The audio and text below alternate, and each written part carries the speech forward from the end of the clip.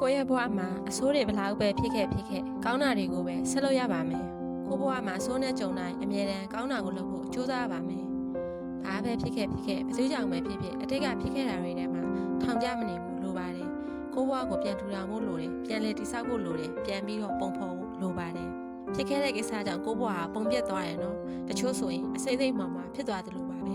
ဒါပေမဲ့ပြန်လဲတည်ဆောက်ပါအားလုံးမှာအဲ့ဒီလိုပြန်လဲတည်ဆောက်နိုင်တဲ့အင်ရချင်းတွေရှိပါတယ်အဲ့ဒါကိုမမေ့ဖို့နဲ့အဲ့ဒါကိုတန်ဖိုးထားဖို့တော့လိုတယ်ဘဝမှာလူတော်တော်များများဟာနေထိုင်ဖို့ကိုပဲစဉ်းစားကြပါတယ်ရင်ဆိုင်ဖို့ကိုတော့မေ့လျော့နေကြတယ်ဘာပဲဖြစ်လာစိတ်ဓာတ်ခိုင်မာနဲ့ရင်ဆိုင်နိုင်ရပါမယ်စိတ်ပင်ပန်းတာတောကများတာဟာလူတွေမှာမလွဲမသွေကြုံတွေ့နေရတဲ့ကိစ္စပဲဖြစ်ပါတယ်ဒါကြောင့်တောကကိုနားလည်ပြီးနေတတ်ဖို့လိုပါတယ်ပြဿနာဟာနေ့တိုင်းတွေ့နေရမှာပါပြဿနာကိုဖြေရှင်းနေရတာဟာဘဝမှာပုံမှန်လုပ်နေရတဲ့အလုပ်တစ်ခုပါပဲသစ်ပင်ပေါ်မှာနားနေတဲ့ငှက်တကောင်ဟာတက်ကိုင်းကြိုးကြမှာကိုဘယ်တော့မှမကြောက်ပါဘူးတက်ကိုင်းကိုသူယုံလို့မဟုတ်ဘူးသူ့အတောင်မှန်ကိုသူယုံလို့ပဲဖြစ်ပါတယ်ဒီအကြောင်းအရာနဲ့ပတ်သက်ပြီးလမ်းမလျှော့တဲ့ယုံကြည်မှုတစ်ခုအကြောင်းပြောပြချင်ပါတယ်ကမ္ဘာတလွှားမှာအကြော်ကြားဆုံး KFC အစားအစာဆိုင်တွေဖွင့်နိုင်ခဲ့တဲ့ဘိုးမူကြီးအားဟာလန်ဆန်ဒါစာတမြန်နိုင်စွမ်းရှိသူတူပဲဖြစ်ပါတယ်သူဟာကြက်ကြော်နေတနည်းကိုလှုပ်ဝက်စာရရှိထားခဲ့ပြီးအဲ့ဒီနည်းနဲ့ကြော်တဲ့ကြက်ကြော်ကိုလူတိုင်းကြိုက်ကြလိမ့်မယ်လို့ယုံကြည်ထားပါတယ်သူကြက်ကြော်ကိုစားသောက်ဆိုင်တွေမှာတင်ရောက်ဖို့လိုက်ပြီးဆက်တဲ့အခါမှာစားသောက်ဆိုင်တိုင်းလူကရင်းပယ်ခဲ့ကြတယ်လက်တွေ့မှာအချိန်တစ်ထောင်လောက်ရင်းပယ်ခြင်းခံရပြီးမှတင်ရောက်ပေးမယ်ဆိုတဲ့စားသောက်ဆိုင်ကိုတွေ့လိုက်ရပါတယ်အဲ့ဒီလိုအချိန်မှများစွာရင်းပယ်ခံရပြီးမှစိတ်မပြတ်ဖဲတခြားစားသောက်ဆိုင်တွေစီဆက်ပြီးဆက်ရခဲ့တာသူကြက်ကြော်ကလူကြိုက်များလိမ့်မယ်ဆိုတာကိုနှစ်ကာယုံကြည်ထားလို့ပါပဲ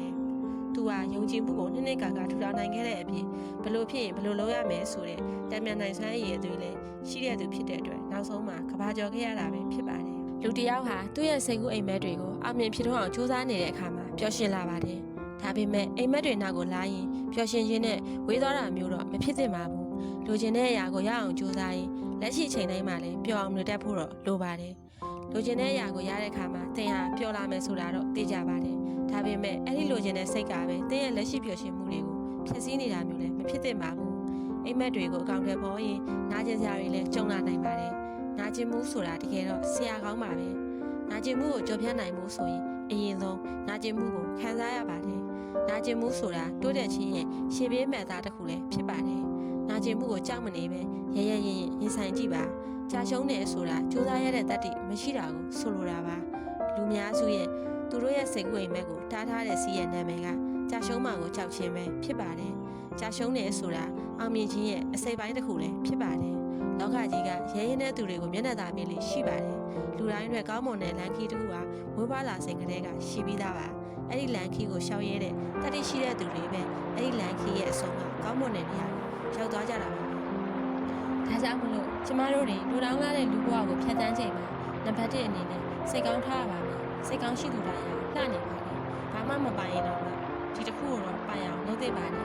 နံပါတ်2အချက်ကတော့ဒေါသနဲ့ဝေးနေသင့်ပါတယ်ဒေါသကနာကျင်မှုတွေပေးနိုင်ပါတယ်တင်ကိုယ်ရာရောတစ်ပံဝေးခြင်းကိုပေးနိုင်ပါတယ်10မိနစ်ဒေါသထွက်ရတိုင်းစက္ကန့်60လောက်ပျော်ရွှင်မှုတွေဆုံးရှုံးသွားရတယ်ဆိုတာကိုမမေ့စေချင်ပါဘူ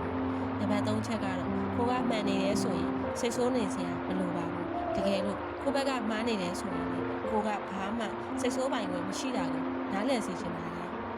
နံပါတ်4ချက်နေကတော့မိသားစုဝင်တွေပေါ်မှာတိခန့်ခြင်းဟာချစ်ချင်းမြတ်တာကိုဖော်ညွှန်းပါတယ်တခြားသူတွေပေါ်တိခန့်ခြင်းကတော့လေးစားမှုကိုဖော်ညွှန်းပါတယ်ကိုယ့်ကိုယ်ကိုတိခန့်နိုင်ခြင်းဟာမိမိကိုယ်ကိုယုံကြည်မှုရှိတာကိုဖော်ညွှန်းပါတယ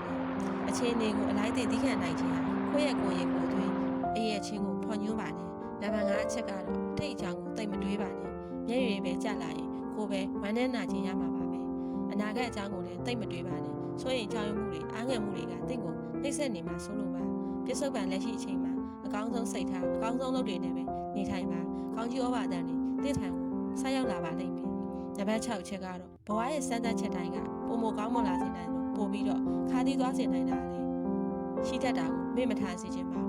းကြုံတွေ့ရတဲ့ပြဿနာတိုင်းဟာအတွေ့အကြုံကောင်းကိုတိဆောက်ပေးနိုင်တယ်လို့အမှားအဖြစ်နဲ့တင့်ကိုချိုးပြတ်စေနိုင်ပါတယ်ဒူးထောက်မလားဆက်လျှောက်မလားဆိုတာကတော့တင့်ရဲ့ရွေးချယ်မှုအပေါ်မှာပဲမူတည်ပါတယ်နံပါတ်9အချက်ကတော့လှတဲ့အရာတိုင်းဟာအမြဲတမ်းမကောင်းနိုင်ပေမဲ့ကောင်းတဲ့အရာတိုင်းကတော့အမြဲတမ်းလှနေပါတယ်ပြောရရင်လှတာတဲ့ကောင်းတာကိုဦးစားပေးဖို့ပါပဲနံပါတ်10အချက်ကတော့ပျော်ရွှင်မှုဟာတင့်ကိုချစ်ဖွယ်သောအရာတွေကိုယူဆောင်ပေးနိုင်ပါတယ်ဒါကြောင့်အမြဲတမ်းပျော်ရွှင်နေရအောင်တတ်နိုင်သမျှကြိုးစားသင့်ပါတယ်